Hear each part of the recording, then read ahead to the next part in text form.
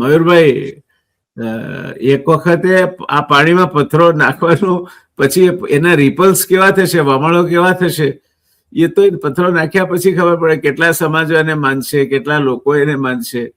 કાયદાઓ તો ઘણા છે. લોકો 2 લગ્ન નહીં કરવાના કાયદાને લિવ ઇન રિલેશનશીપમાં લીવ એક લાઇસન્સિંગ એગ્રીમેન્ટ કે કોન્ટ્રાક્ચ્યુઅલ અરેન્જમેન્ટ કરી અને એનો જ ખુરદો બોલાવી કાઢ્યો. એમ માણસની જરૂરિયાત, સમાજની જરૂરિયાત મૂળભૂત શું છે એ પ્રમાણે સમાજ તો ચાલશે. સમાજ કાયદાઓથી સરકાર બાંધી શકે નહીં. એક અમારા દર્શક લખે છે કે કેટલો જીવ બળે મા બાપનો ખબર પડે છે. તો હું બાપ છું ભાઈ, મારે 2 દીકરા છે, હું કોકનો દીકરો છું, મારા પિતાજી છે.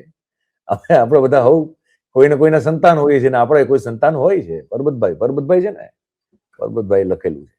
પરબતભાઈ, અહીંયા વાત એવી થાય છે, સંતાન છે ને એ તમારી, આપણે ત્યાં બહુ મોટો પ્રોબ્લેમ એ છે કે સંતાનને તમે તમારું જેમ ખેતર છે, તમારું જે મકાન છે ને, તમારી જેમ બેંકમાં એફડી છે કે તમારું જે દેણું પણ છે, તમે ચલ અચલ સંપત્તિના ભાગરૂપે સંતાનને માનો.